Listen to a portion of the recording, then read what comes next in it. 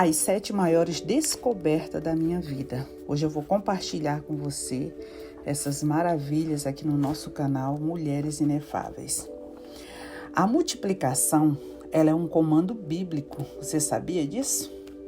O sofrimento, ele faz nascer a paixão. A paixão, ela decide o tipo de busca. E o tipo de busca determina o que você descobre. Estes segredos, eles vão desbloquear o futuro que você sempre sonhou. O primeiro é esse, né? A primeira chave, o primeiro segredo é esse. Todos os problemas que nós enfrentamos são problemas relativos à sabedoria. Todo tipo de problema, ele vem por causa de falta de sabedoria. Para fazermos atento à sabedoria, e o teu ouvido é para inclinares o teu coração ao entendimento, porque o Senhor dá a sabedoria, e da sua boca vem o conhecimento e o entendimento. Isso se encontra no livro milenar da Bíblia Sagrada, né? Provérbios 2, versículo 2 ou 6. A sabedoria, ela é a coisa principal. Adquire, pois, a sabedoria. Com tudo o que possuis, adquire o conhecimento. Provérbios 4, 7. Porque a sabedoria serve de sombra, como de sombra serve o dinheiro. Mas a excelência da sabedoria é que ela dá vida ao seu possuidor. Eclesiastes, capítulo 7, versículo 12. E se há alguém de vós que tem falta de sabedoria, peça a Deus, que Ele a todos dá liberalmente e não lança em rosto, e se lhe é dada. Tiago, capítulo 1, versículo 5. Mas a sabedoria que vem do alto, ela é primeiramente pura, depois pacífica, moderada, tratável, cheia de misericórdia e de bons frutos, com parcialidade e sem hipocrisia. Tiago 3:17. Então aqui esse primeiro ponto, essa primeira chave de sabedoria, ela é a sabedoria. O principal que nós precisamos, o segredo principal para desbloquear o futuro, para viver dias extraordinários, tudo que o ser humano precisa, né? Ele precisa da sabedoria. Segundo ponto, e a segunda chave, a coisa mais importante que você pode fazer na vida é honrar o Espírito Santo. E eu rogarei ao Pai, e Ele vos dará outro Consolador, para que fique convosco para sempre, o Espírito da verdade, que o mundo não pode receber, porque não o vê nem o conhece, mas vós o conheceis, porque habita convosco e estará em vós. João capítulo 14, do 16 ao 17. Mas quando vier aquele, o Espírito da verdade, ele vos guiará em toda a verdade, porque não falará de si mesmo, mas dirá tudo o que tiver ouvido e vos anunciará o que há de vir. João capítulo 16, versículo 3. Continuando a segunda chave, e nos últimos dias acontecerá, diz Deus, que do meu Espírito derramarei sobre toda a carne, e os vossos filhos e as vossas filhas profetizarão, e os vossos jovens terão visões, e os vossos velhos sonharão sonhos. Atos 2:17. E repousará sobre ele o Espírito do Senhor, o Espírito de sabedoria e de inteligência, e o Espírito de conselho e de fortaleza, e o Espírito de conhecimento e de temor do Senhor. Isaías 11:2. O Espírito do Senhor Jeová está sobre mim, porque o Senhor me ungiu para pregar as boas novas aos mansos. Enviou-me a restaurar os contritos de coração e proclamar liberdade aos cativos e abertura de prisão aos presos.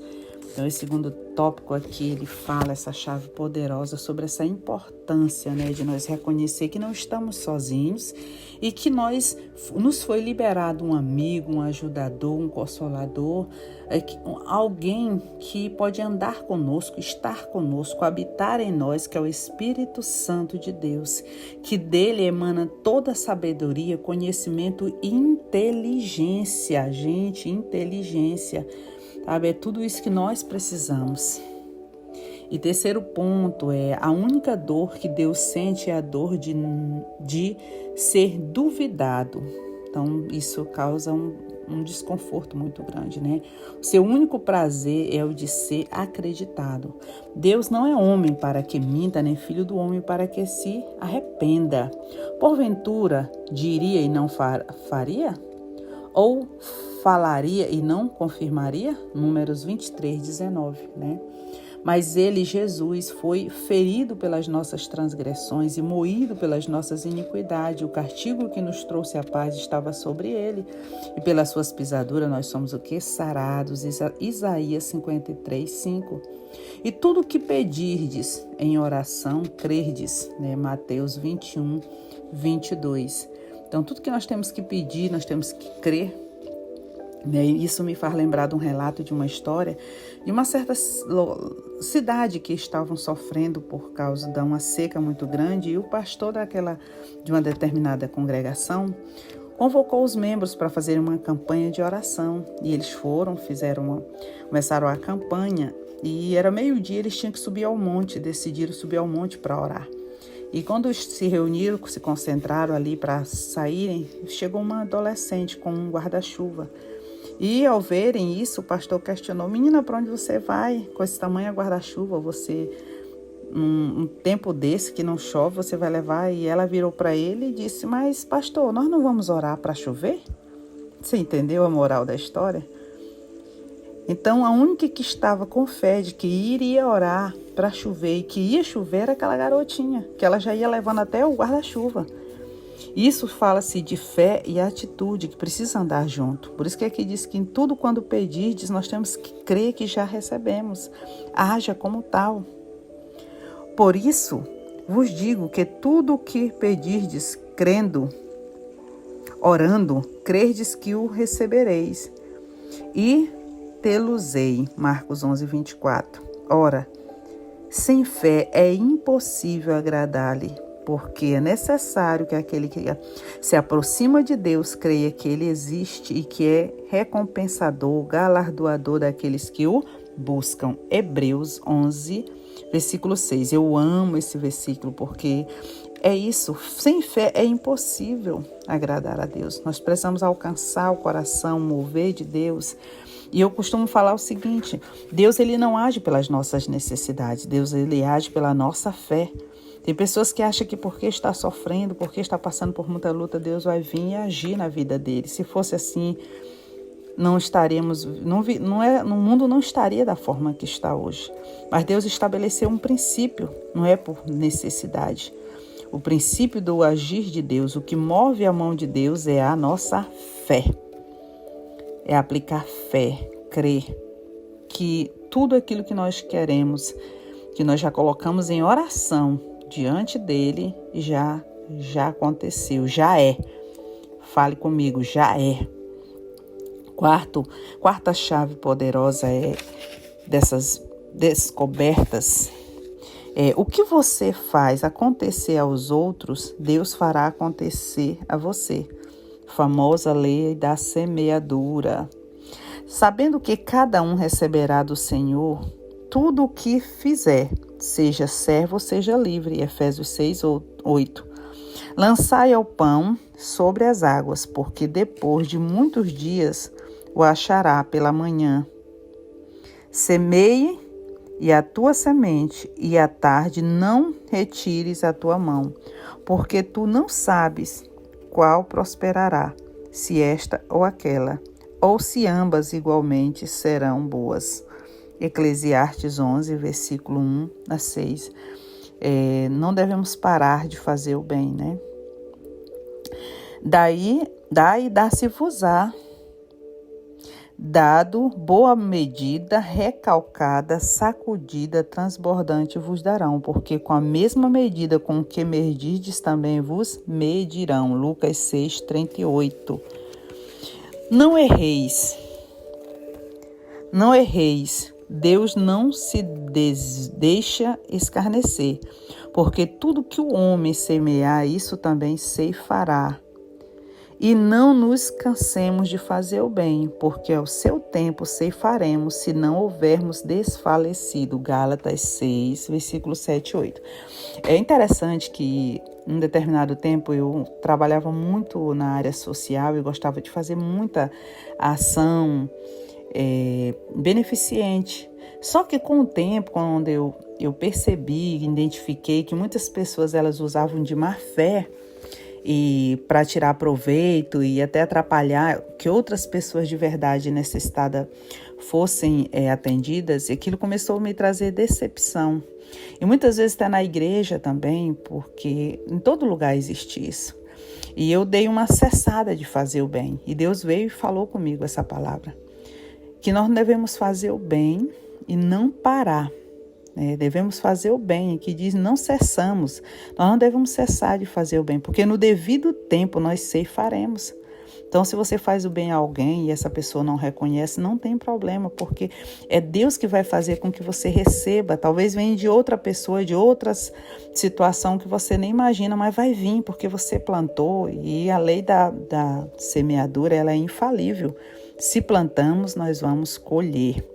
Vamos para o quinta chave, último, O tamanho do inimigo decide o tamanho das recompensas. Mas se diligentemente ouvires a sua voz e fizer de tudo o que eu disser, então serei inimigo dos teus inimigos e adversários dos teus adversários. Êxodo 23:22. Tu, pelos teus mandamentos, me fazes mais sábio que meus inimigos, pois estão sempre comigo. Salmo 119:98, E diziam os homens de Israel: vistes aquele homem que subiu? Pois subiu para afrontar Israel. Há de ser, pois, que ao homem que o ferir, o rei o enriquecerá de grandes riquezas e lhe dará a filha e fará isento de impostos a casa de seu pai em Israel. Então falou Davi aos homens que estavam com ele, dizendo: que farão aquele homem que feria este filisteu e tirar a afronta sobre Israel? Quem é, pois, este incircunciso filisteu para afrontar o exército do Deus vivo? E o povo lhe tornou a falar, conforme aquela palavra, dizendo: assim farão ao homem que o ferir. 1 Samuel 17, o 25 ao 27, que quando Davi se posicionou, diante daquele grande inimigo onde todos estavam atemorizados, mas ele não olhou o tamanho do problema, mas ele olhou primeiramente para o tamanho do seu Deus, Naquele mesmo dia, deu o rei Assuero, a rainha Ester, a casa de Amã, inimigo dos judeus. E Mardoqueu veio perante o rei, porque Ester tinha declarado o que lhe era. E tirou o rei o seu anel, que tinha tomado a Amã, e o deu a Mardoqueu. E Ester pôs a Mardoqueu sobre a casa de Amã. Ester 8, capítulo 8, do 1 ao 2. Aqui nós estamos relatando a história de dois grandes eventos, da Bíblia Sagrada, que quando foi Davi se posicionou ali diante daquele inimigo, que é essa quinta chave, pareciam inimigos muito grandes, né? Mas eles se posicionaram. Você vai ver que foram pessoas que se posicionaram em buscar e acreditar e confiar e agir de acordo com a orientação de Deus divina. E os inimigos vieram a cair por terra, né? Esther, diante daquela grande luta, é uma mulher inefável que eu considero, porque foi uma mulher que se posicionou sobre reconhecer o tempo, o porquê ela estava ali, reconhecer o seu desígnio, o seu propósito de vida, que era para trazer livramento ao seu povo. E ela agiu como tal, e a recompensa veio e o inimigo caiu por terra. Sexto chave, né? O tipo de problema que decidimos resolver determina o tipo de recompensa que receberemos, entendeu? O tipo de problema que nós decidimos resolver, ele determina o tipo de recompensa que nós receberemos. O que trabalha com mão enganosa empobrece, mas a mão do diligente enriquece. O que ajunta no verão é filho sábio, mas o que dorme na cega é filho que envergonha. Provérbios 10, versículo 4 e 5. A mão do diligente dominará, mas os enganadores serão tributários. O preguiçoso não assará sua caça, mas o bem precioso do homem é ser diligente. Provérbios 12, 24 ao 27. A alma do preguiçoso deseja as coisas e nenhuma alcança, mas a alma do diligente engorda. Provérbios 13, versículo 14. Viste um homem inteligente, diligente na sua obra, perante reis será posto, não será posto perante os de baixa sorte. Provérbios 22, 29. Tudo quanto te vier a mão para fazer, fazei-o conforme as suas forças, porque na sepultura para onde tu vais, não há obra, nem indústria, nem ciência, nem sabedoria alguma. Eclesiastes 9, 10. Então, tudo que nós temos para nós fazer, resolver, tem que ser aqui nessa vida. E todo problema que nós resolvemos, ele vai trazer recompensa. Quanto maior o problema, maior a recompensa. Sétima e última chave dessas 7 maiores descobertas que eu tive na minha vida, essa aqui é a última, né? Uma semente incomum resulta numa colheita extraordinária. Honra o Senhor com tua fazenda e com toda a primícia da tua renda, e se encherão os teus celeiros abundantemente e transbordarão de mosto os teus lagares. Provérbios 3, versículo do 9 ao 10. E digo isto, que o que semeia pouco, pouco também ceifará, e o que semeia com abundância, em abundância também ceifará. 2 Coríntios 9, 6. Né? Enquanto a terra dura, sementeira e cega, e frio e calor, e verão e inverno, é dia e noite não cessarão. Gênesis 8, 22. E foi o rei a Gibeão para lá sacrificar, porque aquele era o alto grande. 1000 holocaustos para lá sacrificou. Salomão, naquele altar, em Gibeão, apareceu o Senhor a Salomão de noite em sonho e disse-lhe: pede o que quiserdes e hei de te dar. 1 Reis, versículo 3, 4 e 5. O que essa palavra está dizendo? Quando Salomão ele é considerado o homem mais rico que já existiu, aí você vai ver o porquê. O que aconteceu? Ele foi o primeiro a colocar diante de Deus, a apresentar a Deus um holocausto como nunca. Você já pensou? 1000 bois, no qual ele sacrificou, ele levou ali diante do altar, ele fez algo que ninguém nunca tinha feito. E naquela mesma noite, Deus veio literalmente com ele e disse: agora me pede o que tu quiseres. E ele pediu sabedoria. E se tornou o homem mais próximo próspero, mais bem-sucedido que já existiu. Por isso quer alcançar algo que nunca alcançou, faça algo que nunca você fez.